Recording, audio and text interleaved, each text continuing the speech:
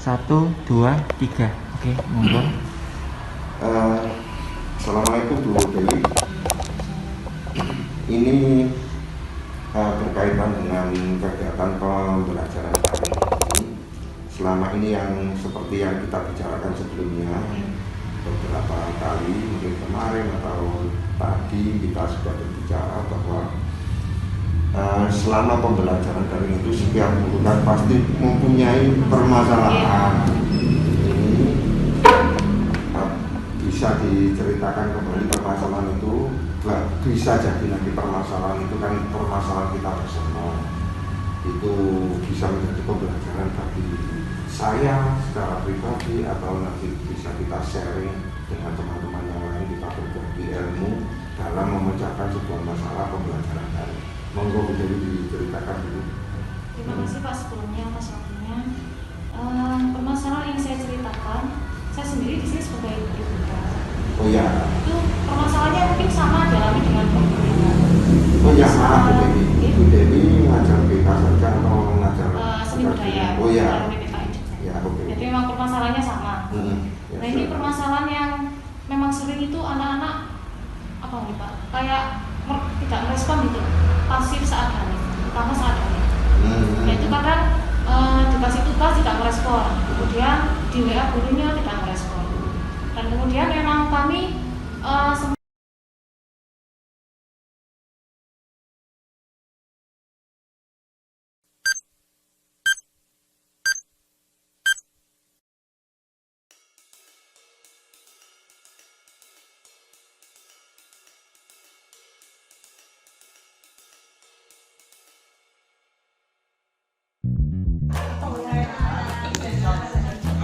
Gini, tujuan saya untuk melakukan kegiatan ini adalah kita berkolaborasi dari sebuah permasalahan yang dialami oleh Pak Kris itu ketika melaksanakan kegiatan pembelajaran di masa daring. Coba bagaimana sih pengajaran yang Pak Kris lakukan ketika pembelajaran di masa daring? Kalau pembelajaran saya sendiri sebenarnya di masa daring itu kebanyakan kita menggunakan media Google Meet, Pak, menggunakan media Google Meet. Nah di situ sebelum saya memulai Google Meet itu mesti saya itu selalu melakukan komunikasi dulu di WA, dan linknya saya kirimkan di WA itu. Nah sebelum Google Meet pasti saya minta anak-anak untuk menyiapkan materi yang ada.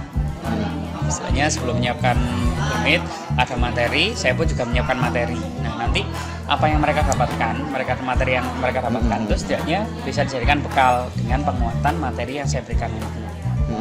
Nah dengan cara mereka ketika mencari materi sudah ditemukan.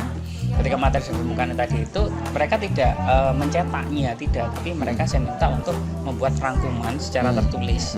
Jadi mereka dapat sebelum pembelajaran saya, mereka setidaknya sudah memahami tentang pembelajaran ini tentang apa sih. Mempelajari contoh kelompok sosial. Setidaknya mereka bisa menyebutkan kelompok sosialnya itu apa sih sebenarnya sebelum nanti saya berikan penguatan di pembelajaran tadi. Seperti itu. Ya, terus ketika melaksanakan kegiatan seperti ini, anak-anak dipersilakan untuk mencari materi terlebih dahulu. Pernahkah terjadi ketika itu sudah ditugaskan ke anak-anak, ada anak yang mau menjalankan dengan baik atau tidak menjalankan dengan baik? Monggo diceritakan. Ada, Pak. Nah, memang setiap tugas itu pasti kondisinya berbeda-beda, Pak. Ada anak yang mau langsung mengerjakan, ada yang menunggu dulu. Nah, ketika ada anak yang mengerjakan, otomatis itu saya pasti memberikan gini. Dalam penilaian saya itu tidak hanya melihat dari segi dia kebenaran materinya, tapi mereka juga waktu pengumpulan. Jadi nggak harus hari itu juga dia menyelesaikan tugasnya, tapi contoh setelah pembelajaran selesai, kalau dia belum selesaikan dulu. Kira-kira kapan bisa selesai? Saya tanya seperti itu. Kira-kira kendalanya apa? Kira-kira sampai kapan sampai bisa menyelesaikan? Yang penting sampean mau memberikan tugasnya dulu, karena saya memberikan tugas itu di samping kriteria penyelesaian tugasnya, waktu penyelesaian ada kriteria sendiri. kemudian ada istilahnya kebenaran tugas-tugasnya tadi itu, dan juga mungkin tanggung jawabnya. Nah, contoh kayak gini Pak, dalam pembelajaran saya itu saya pasti memberikan nilai ya, istilahnya nilai waktu. Contoh saya kasih waktu dari jam sekian sampai jam sekian. Karena yang mampu menyelesaikan jam sekian sampai jam sekian itu mendapatkan sekitar 40% poin. Kemudian anak yang di luar lebih dari 1 jam itu saya kurangi sekitar 5% dan seterusnya, sampai dengan nanti kalau memang dia tidak mengerjakan, dia hanya akan mendapatkan nilai penyelesaian tugas dengan KM sekitar 5% dari tadi itu. Jadi nilainya tadi itu adalah kumpulan dari berbagai macam nilai yang ada. Jadi setidaknya anaknya walaupun dia tidak mengerjakan hari itu juga, besok dia masih bisa mengerjakan. Karena kadang-kadang kan kita gini dilemanya, waktu mengerjakan tugas sekarang nilainya bagus, kemudian nanti ada yang mengerjakan tugas setelah lewat 1 jam lagi, itu ada lagi yang mengerjakan nilainya lebih bagus. Nah otomatis karena kita kan dilema, kata nilai yang mana, bagus yang mana kan. Jadi sudah saya tentukan grade-nya sendiri. Kalau kamu menyelesaikan jam sekian sampai jam sekian, ada sekian. Ada kepastian tentang penilaian mengenai pengumpulan nilai. Betul, jadi kita nggak berdilema sama sekali kan. Gitu. Jadi memang ada prinsip keadilan karena sudah kita sampaikan di depan. Walaupun ada nilai kebenaran dan juga nanti ada nilai tanggung jawabnya dia tadi. Nah itu yang lebih penting karena proses itu jauh lebih penting daripada hasil.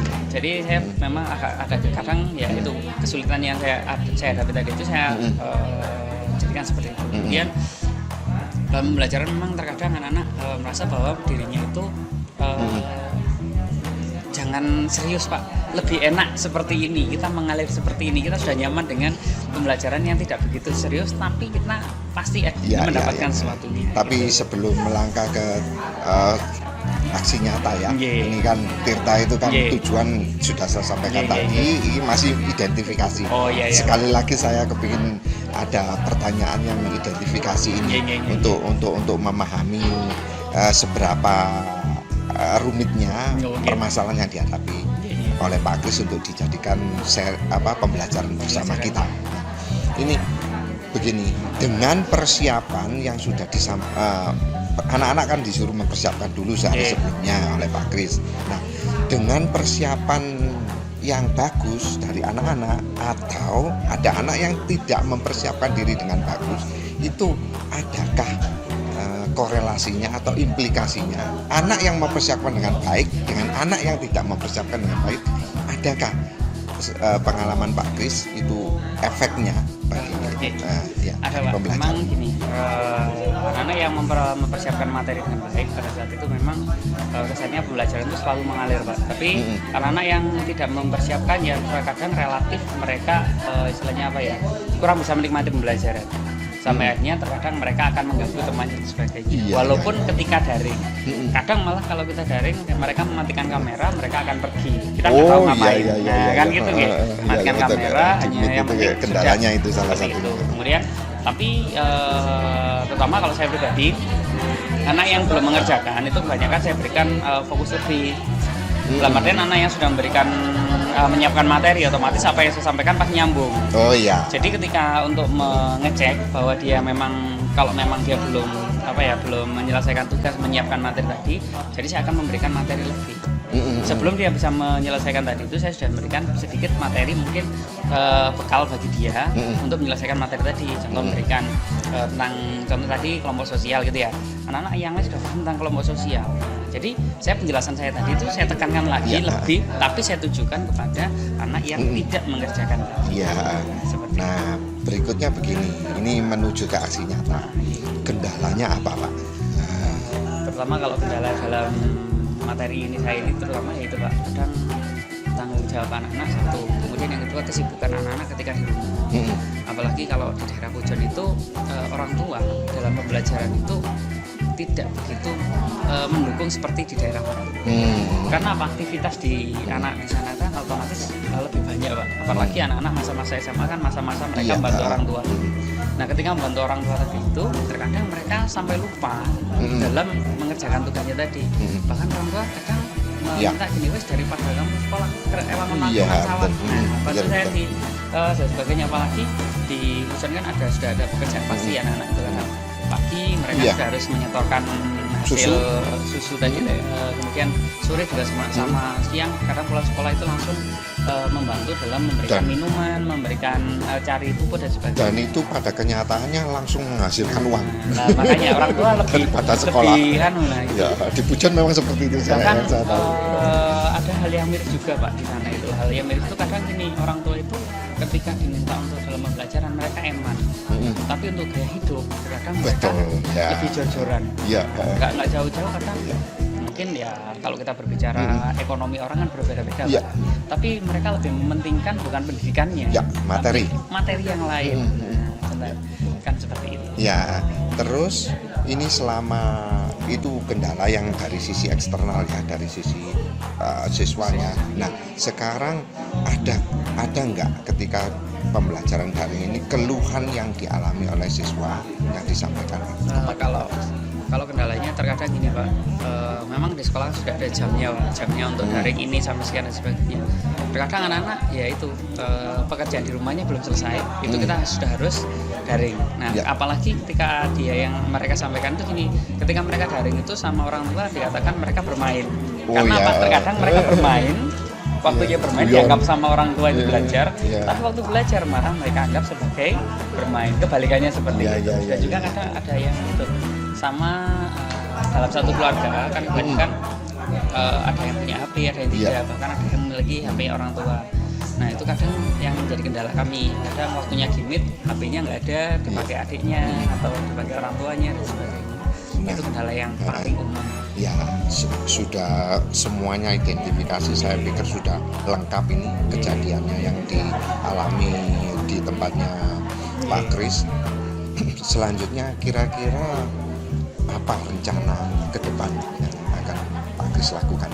Untuk rencana saya ke depan ini mungkin saya akan itu Pak, yang paling utama saya akan memetakan anak-anak yang sekiranya memiliki kebutuhan lebih. Contoh anak-anak yang di rumah pekerjaannya double dan sebagainya, itu mungkin saya akan memberikan waktu lebih, yang pertama. Kemudian yang kedua memberikan, istilahnya saya akan melakukan pembelajaran juga lebih mungkin Pak. Kadang mungkin nggak bisa hari itu selesai, jadi harus kasih kesempatan lain. Dan juga mungkin gini biasanya saya menggunakan nanti ini rencana saya pribadi itu juga akan menggunakan dua kali shift. Saya petakan anak-anak yang tidak memiliki pekerjaan terlalu banyak, itu pembelajaran bisa mungkin siang atau pagi. Nah, sedangkan anak-anak yang sudah memiliki pekerjaan tadi itu kita akan sepakati membuat pembelajaran di luar jam yang telah kita sepakati. Malam gitu ya, mungkin atau sore atau malam dan sebagainya. Itu yang harus kita sepakati. Memang kita harus setidaknya kita harus memetakan tadi itu. Kita petakan supaya kita mendapatkan kebutuhan mereka, kesiapan belajar dari mereka tadi.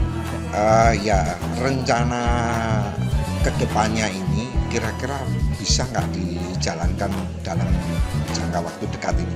Insya Allah bisa Pak, karena dari yang kemarin itu saya sudah memetakan anak-anak yang sekiranya di rumahnya punya sapi, yang tidak punya sapi, yang tercatat orang tua, yang tidak bisa.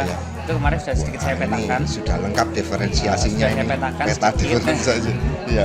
Sudah sedikit saya petakan, termasuk kayak mereka dalam belajar itu sudah saya petakan. Jadi insya Allah dalam ke depan ini kami akan melaksanakan pelajaran yang bershift tadi, mulai shift 1 bagi anak-anak yang memiliki waktu yang banyak luang, yang shift 2 nanti anak-anak yang memiliki shift waktu yang kurang. Ini tirta terakhir yang tanggung jawab ini. Eksekusinya itu kira-kira dalam 1 bulan, 1 minggu ke depan atau bagaimana? Kalau yang pasti sebenarnya target saya ya harus dalam minggu ini Pak. Karena gitu ya? Karena kemarin saya sudah sedikit memulai, walaupun tidak keseluruhan masih belum, tapi kemarin sudah ada beberapa anak yang sudah bisa mengikuti, yang sudah meluangkan waktunya di sela-sela kesibukannya. Apalagi mungkin ke depan ini juga akan ada tatap muka sepertinya. Semoga aja bisa tatap muka, itu akan saya bisa memaksimalkan waktu. Mungkin besok Pak, tatap muka hari Selasa itu. Antara Selasa kalau nggak Rabu. Iya, kalau nggak Rabu, Selasa atau Rabu. Nah, mungkin seperti itu. Iya. Jadi ini sangat menginspirasi kita bersama.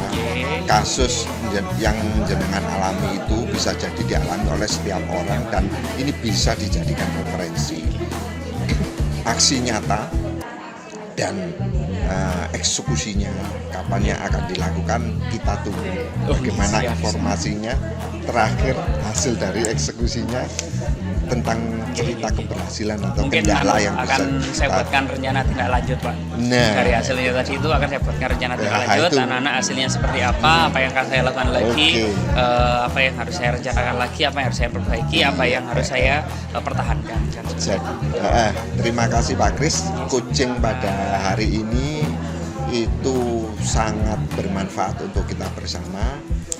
Tahapan dari tujuan, identifikasi, aksi nyata sampai tanggung jawab itu sudah terlaksana dengan baik dan sudah teridentifikasi dengan urut tadi ya, sudah kita lakukan bersama. Semoga apa yang jenengan jalankan ini bisa menginspirasi kita bersama, kasus tetapi bisa menjadi sebuah pembelajaran untuk teman-teman yang lain di dalam berbagi informasi kegiatan bersama guru penggerak ini. Terima kasih Pak, saya akhiri. Assalamualaikum warahmatullahi wabarakatuh.